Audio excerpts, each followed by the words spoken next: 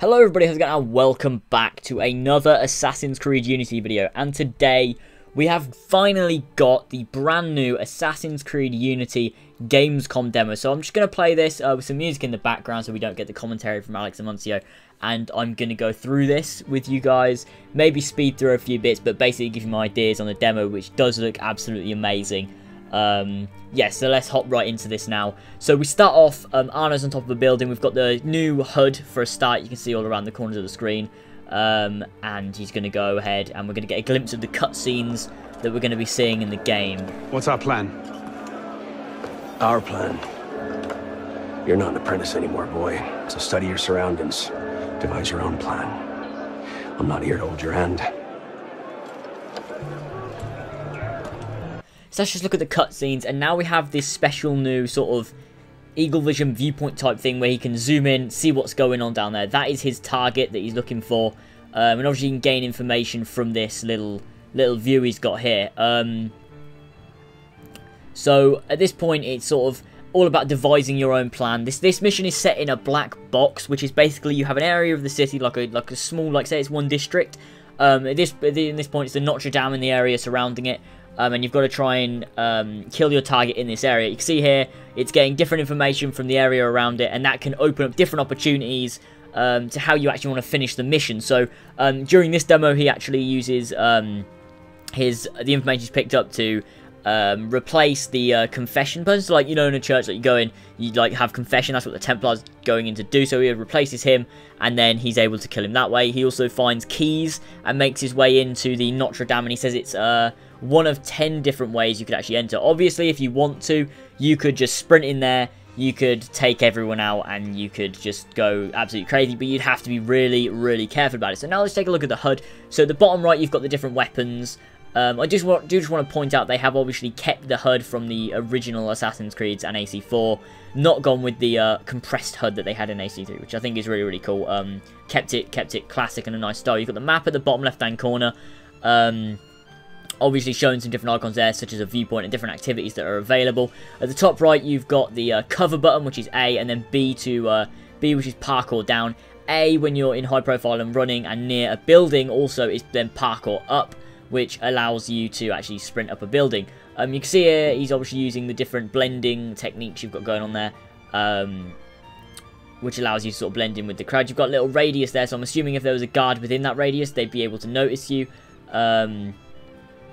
Which is probably one of the features they've got in the game. So this shows the new eagle sense going on here, and he's found the guy who he's trying to kill, and now he's just trying to track him down and take him out. When he takes him out, he can then replace him in the confession booth thing, and assassinate his target that way. Here's a new look at the free running in the game.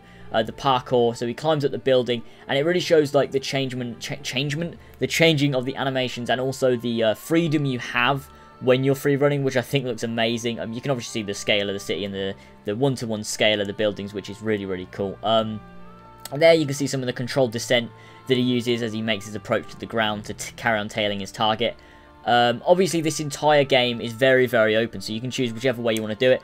Obviously, you don't have to do the way that he's doing it. There's many other ways that you could go about doing it. You might have found secrets earlier in the game, like secret ways into the Notre Dame, which you may be able to access at this point if you found them previously in the game from exploring. Another thing there was the sideways sort of mount onto the wall, which is really, really cool. How he sort of goes, you can sort of parkour up anything from any angle rather than having to be at a horizontal point with the wall or the object you're trying to access. There is the little weapon wheel type thing, which is kind of cool. I'm guessing it's similar to on Black Flag, where you literally just use the D-pad, or possibly it could be like a little weapon wheel that you can access by holding left bumper, right bumper, you know, maybe one of the directional buttons on the D-pad. But yeah, here we have, he takes out the guy, uses a smoke bomb, and then he's out of there. The guards are none the wiser. Although I do kind of think at that point, surely the like hooded guy, you'd question him, like, whoa, have you seen where the guy went at least? Like, even if you didn't think it was him, like, they just didn't care. They were like, nope, he's probably got nothing to do with it. And then you can see these things, which have been in the previous games, with like the ropes, you cut them, you can fly upwards. And at this point he sees the door is locked. You can actually lockpick it, but at this point he doesn't have a lockpicking skill. So obviously he has to go try and find the key. You can see this looks really, really cool. The new free running and climbing they've got in the game, the new style of climbing.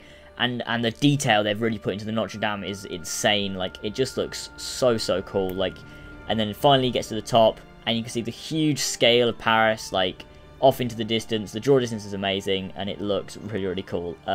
Here we've got more controlled descent, which is an awesome new thing they've added into the game. I really do enjoy the controlled descent. I really enjoy the controlled descent. That was a really strange thing to say, actually, but as you can see, he's scanning for a way down the building, and he just quickly and swiftly makes his way down the building back to the ground to continue with what he's trying to do. So at this point, he's actually looking for the key to get into the Notre Dame so that he can assassinate his target using the Eagle Pulse thing from the Eagle Sense again to find the target, the guy who has the key. And so as you can see again, the new free running they've got in the game. And obviously in the description, I will leave a link to the actual video where you can go and check that out. But here, yeah, he's using some of the stealth they've added into the game so that he can actually make his way to find the key and steal it. You're going to see some stealing in a moment when he finally gets down these stairs to steal the key. There we have it. So now he has gained the key and he's heading back over to the thing. He's also gained 15 French francs. I think that is the currency in the game at this time period, I believe. I could be wrong, but a couple of you have told me about it, so I'm going to go with it's probably right. So yeah, here he goes back over to the Notre Dame, where he is heading to open this door that he has now obtained the key for. So here he is now into the Notre Dame. He's just unlocking the door, of course. Okay, so once in here, you're going to see some new sort of a new look at the stealth mechanics and how they work in the game. So obviously he hits the stealth. He goes into stealth mode now at the touch of a button. I'm not actually sure what button it is, but once you're in stealth mode, you are more hidden to the enemies. He does a stealth takedown here. As you can see that you could loot it. He didn't loot his dead body. You obviously don't have to. It's another one of the many choices that's completely irrelevant at this point.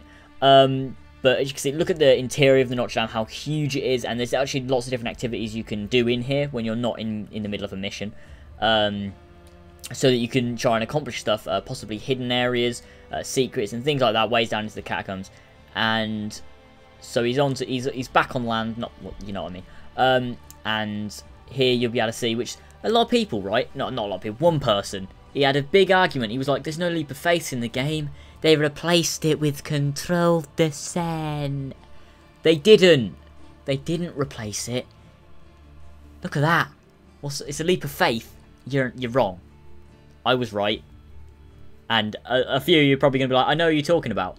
And he was wrong, and I was right. Cry, please. So here's his target that he's trying to assassinate. So at this point, he's blending with the crowd in the middle of sort of like mass, I guess. I'm not sure if that's what it is, but he's singing in Latin, which reminds me a lot of Assassin's Creed 2. Actually, there was a lot of singing in Latin. This game is very reminiscent of Assassin's Creed 2. I do think this game is sort of a combination of Assassin's Creed 1 and Assassin's Creed 2, and they've put them together and set it in France on next gen, and it's like gonna be awesome. It's gonna be really cool. So at this point, the hay bale assassinations are returning. Obviously, they wouldn't take those out for no reason.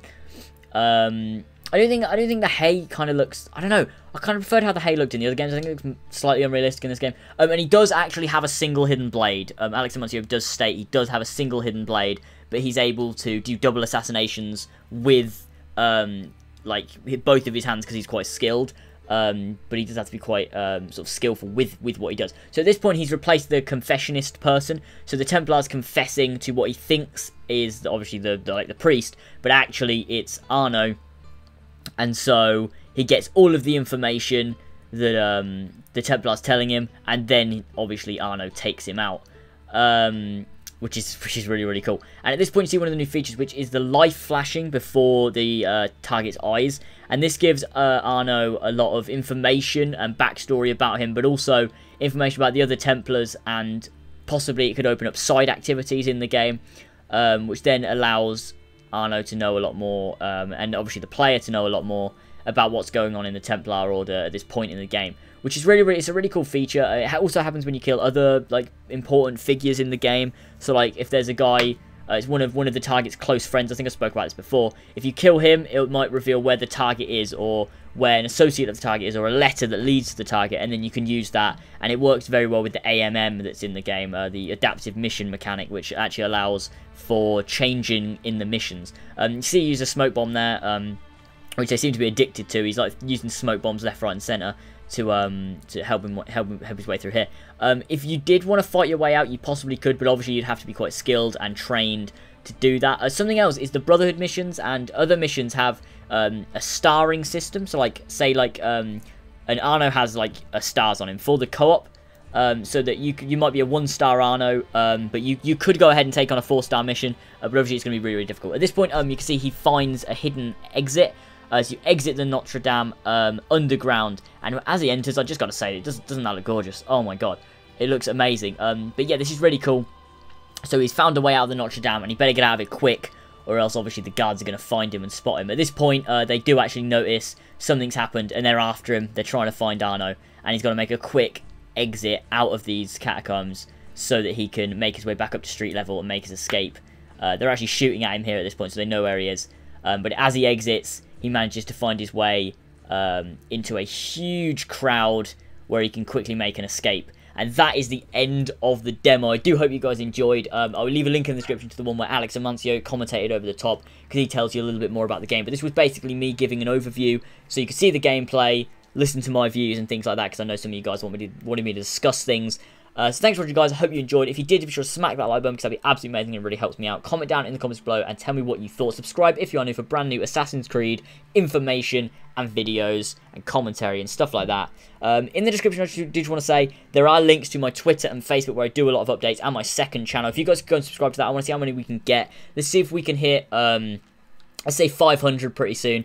I think we could do that if all of you go down there, subscribe to my second channel, which is my vlogging channel, because that'd be really, really helpful for me. Unite is coming out very, very soon on the 22nd of August. That is our parody of Bastille Pompeii for Assassin's Creed Unity. Obviously, there'll be a sneak peek at the end of the video where you can hear the music in the outro. So that's what that music is. It is our parody coming out very, very soon, and I'll see you guys next time.